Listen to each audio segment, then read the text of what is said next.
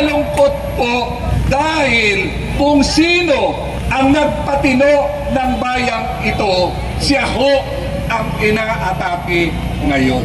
Nung naupo po ang ating Presidente Duterte, napatunayan po na tama ang inyong abang lingkod dahil karamihan ng Ninja Cup galing sa istasyon ng aking nasasakupan na noon pa man ay aking pinagraralihan. Napatunayan nila na tama ang inyong abang lingkod na talamak na ang droga. Talamak ang patayan dahil pag may adik, may krimen. Hindi ko na makayanan ang ginagawa ng administrasyong ito sa taong nagpatino sa ating bayan. Alam nyo, pinag-isipan ko maigi kung lalantad na ba ako. Ang hirap po ipaglaban ang tama ngayon. Pero kung walang titindig sa tama, tuloy-tuloy po ang kasamaan na dinulot ng ilang mga politiko na mga buhaya. Ang simpleng tahanan, pag kami adik, problemado na. Lalo na kaya kung ang ating presidente ay adik. Kaya nagkawindang-windang ang Pilipinas. Huwag niyong hintayin na yung kamag-anak niyo ang mabibiktima ng mga krimen ngayon. Naglapasan na naman po ang mga puser sa barangay. Naglabasan na naman po ang mga eskalawat ng kapulisan. At para mapatalsik ang salot sa bayang ito, mag-bolt-in na ho tayo. Let's bolt-in! Super Inday, tumindig ka na sa amin. Ikaw lang ang hinihintay ng taong bayan. Saksi ho kami, lalong-lalo na sa Distrito 2 ng Quezon City, kung ano ang pagbabago nung dumating ang ating Presidente Duterte. Noon, tinatawag kami pinakamagulong barangay, pinaka-riot dito, patayan dito, droga rito, walang humpay na droga. Ako po, dating kapitan ng Batasan Hills. Saksi po ako kung gaano kasalot ang droga. Droga ho, ang unang-unang sumisira sa pamilya.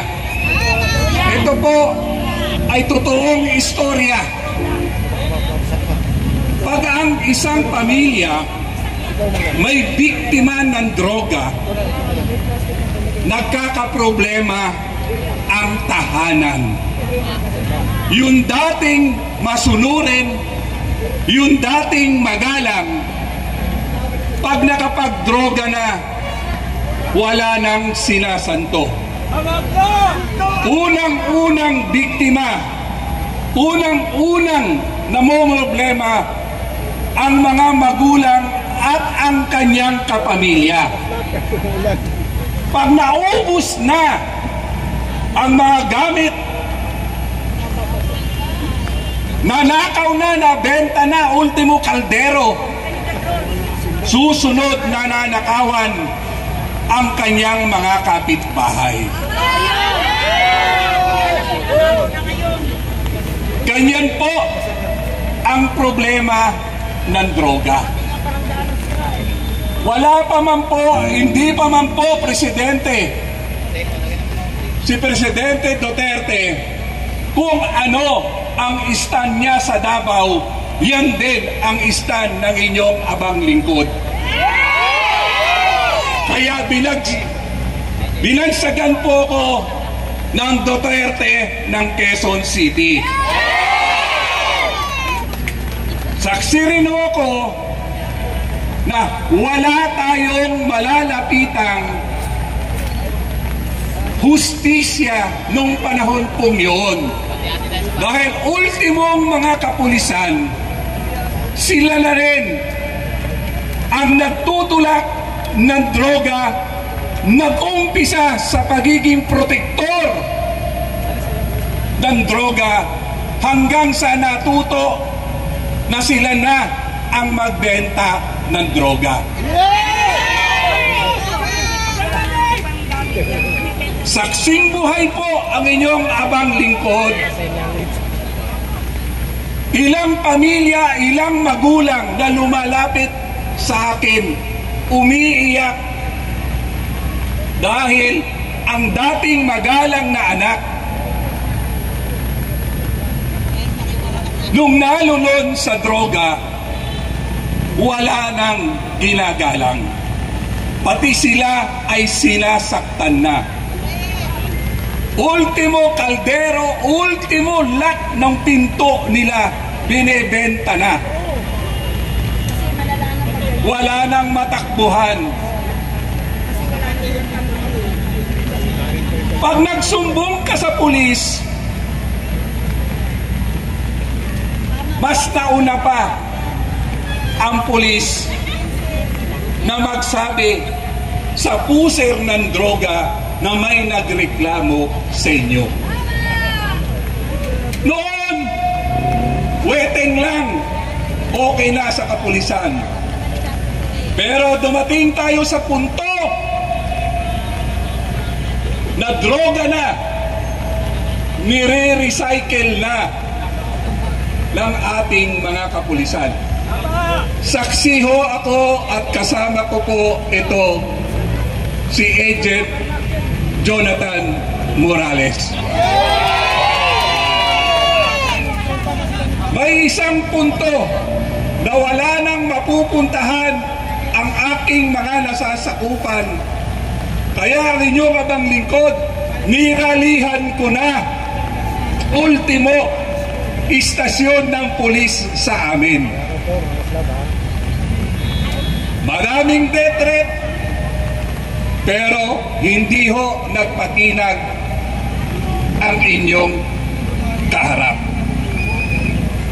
Dahil ginagampanan ko lang ang aking sinumpaang katungkulan na ipinagkaloob ng mamamayan at ipinagkaloob ng Diyos.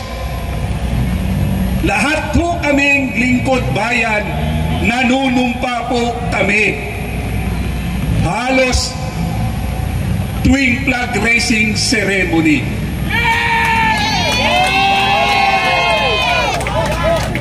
Nakakalungkot po dahil kung sino ang nagpatino ng bayang ito,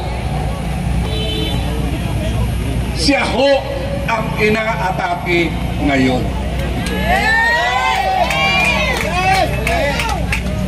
Nung naupo po ang ating Presidente Duterte, napatunayan po na tama ang inyong abang lingkod. Dahil karamihan ng ninja cap galing sa istasyon ng aking nasasakupan na noon pa man ay aking pinagraralihan.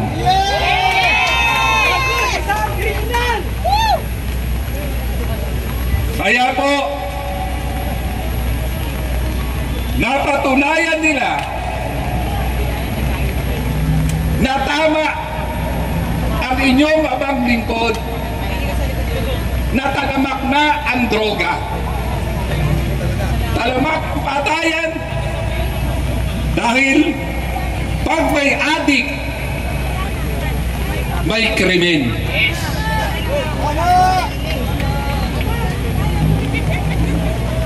Alam niyo ho, hindi ko na makayanan ang ginagawa ng administrasyong ito sa taong nagpatino sa ating bayan.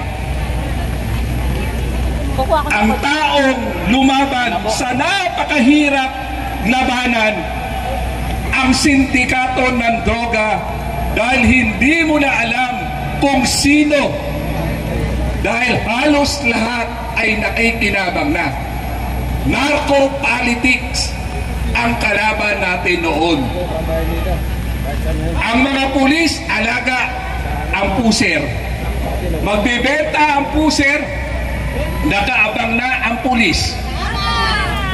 Pagbilib ng adik, sasalubungin na ng pulis at ise-set up na. Usong-uso ang hulidap. Yes! Tama! Ako ho, naiintindihan ko kung bakit binabalikan ngayon ang ating presidente dahil 6 na taon silang nagutom. Tama po kayo dyan. 6 na taon nasira ang kanilang pagnanakaw sa pondo ng kaban ng bayan. Mayaman po ang bayan natin. Ang problema lang po, kaming mga politiko, ang tunay na problema sa bayang ito dahil 70% sabi nga ninanakaw naming mga politiko.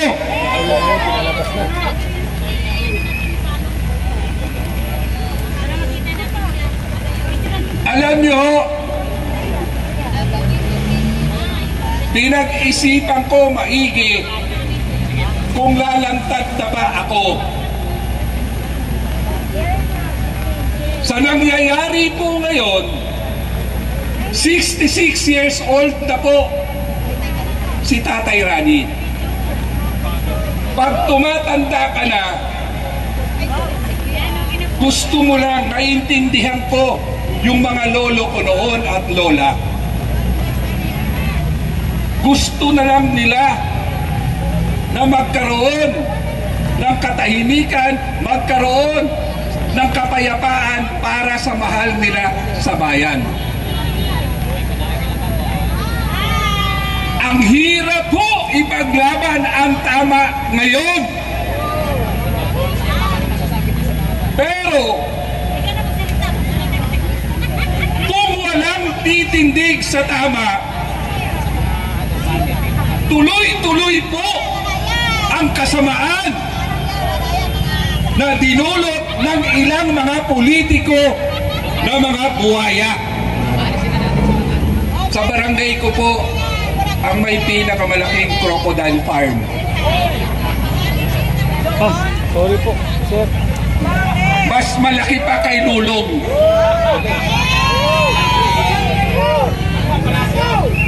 Kaya ito po mga kasama ko nandito ngayon, nagpasya po kami na tumindig na.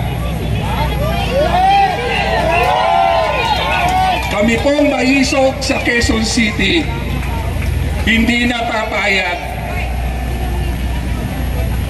na magsasawalang kibo. Kami po ay titindig ngayon sa tama dahil alam ko marami pa ring Pilipino na nakikiramdam na kagaya po noon. Baka ngayon sabay-sabay tayong titindig. Tama na! Sobra na! Kaya po na sinabi ko, ang simpleng tahanan, pag kami adik, problemado na ang tahanan. Lalo na kaya kung ang ating presidente ay adik.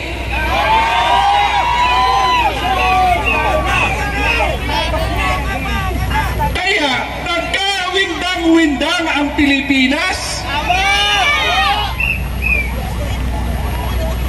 Ang pagbabago po ay kailangan 2 tao. Ikaw ay malaking magagawa sa pagbabago. Hindi ko na rin po matitiis na walang pakundangang pagbigay ng ayuda. Ang ayuda po, pamilya rin ang nakikinabang. Pamilya ng mga supporter, pamilya ng kaibigan ng mga politiko.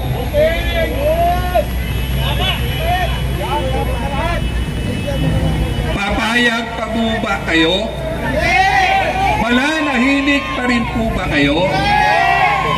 Baka naman pwedeng samahan nyo na ako sa pagtindig dito alang-alang sa mga susunod na henerasyon. Kung hahayaan po natin ito, pwedeng kakayanin natin. Pero yung mga mahal natin sa buhay, sila ang tatamaan ng gusto.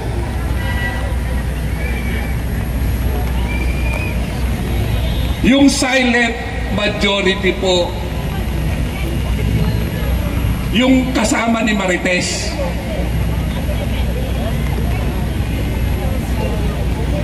tama na po ang pakiramdam. Tama na po ang pagmamatyag. Lumantad na po tayo dahil mas makapangyarihan ang taong bayan kaysa mga salot sa lipunan. Napatunayan ko na po yan nung ako po ay kapitan ng Barangay Batasan Hills.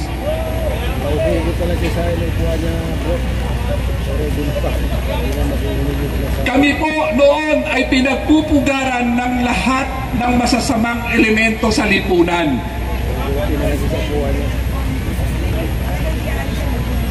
Kaya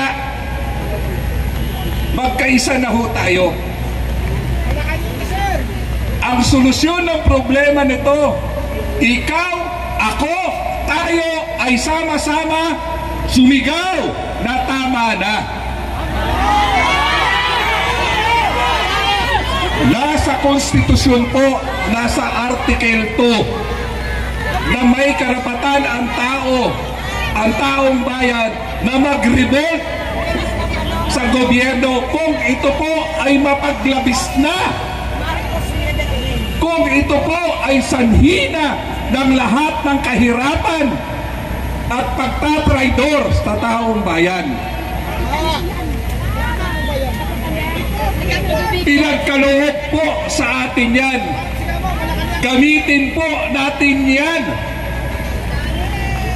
Walang mangyayari sa atin. Huwag niyong hintayin na yung kamag-anak niyo ang mabibiktima ng mga krimen ngayon. Naglakasan na naman po ang mga puser sa barangay. Naglabasan na naman po ang mga eskalawag ng kapulisan. Sana bro, hindi na matutupad Diyos. Puro pangako lang naman. Nakikita naman po natin sa news, pulis ng kidnap, Hindi naman doon sila nangako eh. pulis ng hold up. Pangarap lang niya. Bumabalik na naman po tayo sa panahon na ang namumuno sa atin ay mga narco-politics. Mga kababayan ko, uulitin ko po, ang gobyerno may obligasyon sa taong bayan. Pero ang taong bayan may karapatan paalasin ang gobyernong salot sa bayan.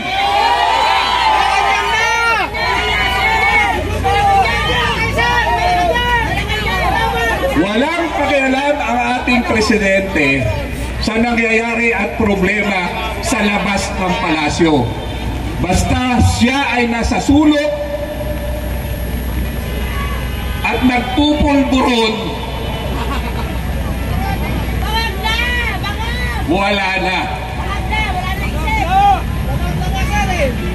Kaya ho naman, ang gustong mamuno sa atin sa 2028, ngayon pala sinisira na ang ating Super Inday.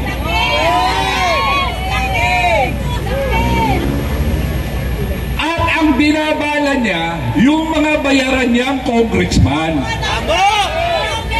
Napanood niyo naman po kung paano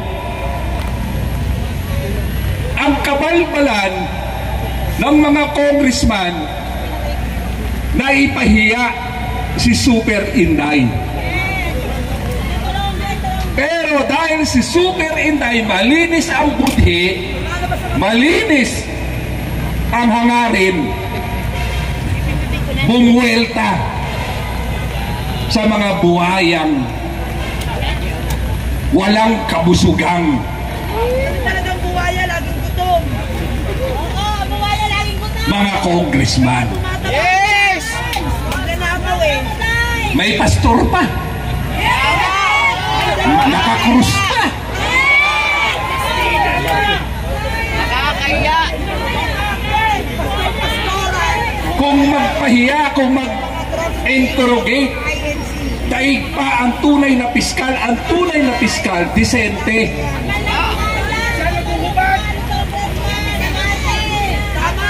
Pero itong pastor na to, ang tulis ng dila. Mukhang sanay, humibot ang dila niya.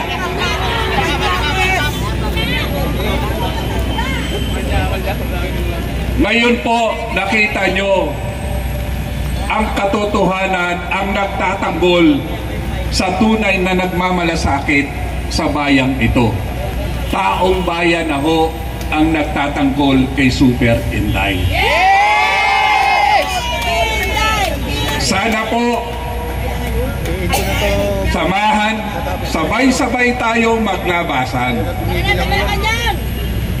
Saksi ho ko sa ilang revolusyon. Unang revolusyon sa tatay ni BBM. Nandun po ako. Sa EDSA Revolution, alam ko po kung nagsasawa na kayo. Kaya ho, Inday, Super Inday, baka ikaw lang ang hinihintay, tumayo dito, maglabasan na ang mga tao. Kailangan namin ng isang leader. Leader na ipagtatanggol ang mga naghihirap na bayang Pilipino.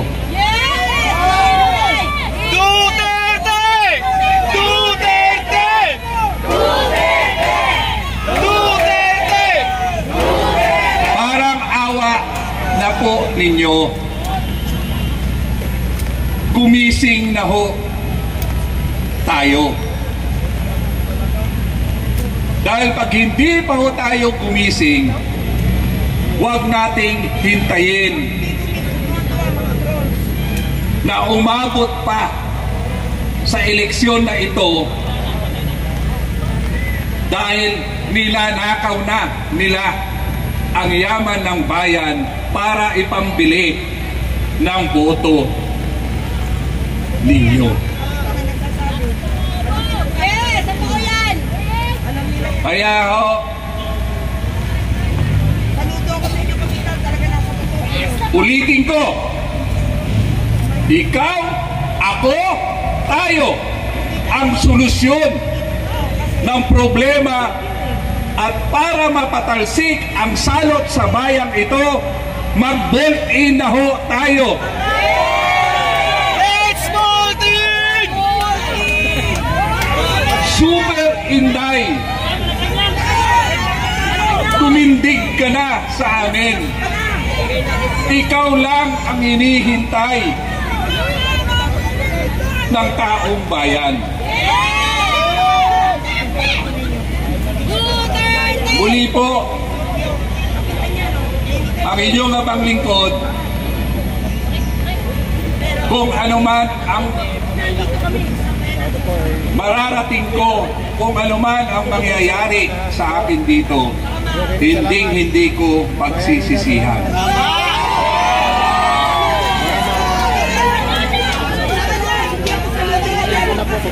Mapalad ko dahil ang mga anak ko ay stable na. Mapalad po ako dahil kahit kailan hindi ako pinabayaan ng Diyos. Kaya utang ko sa Diyos, utang ko sa taong bayan na ipaglaban ang katotohanan. Huwag matakot, huwag magpauto, pigilan na ang paglulustay ng kaba ng bayan ng mga ilang politiko. Sama-sama ho tayo. Muli, bawal ang mapagod, bawal ang matakot. Ang inyong balingkod po, galing sa isang mahirap, kaya sino ang makakaintindi sa isang pangangailangan na isang mahirap kundi ikaw galing sa mahirap?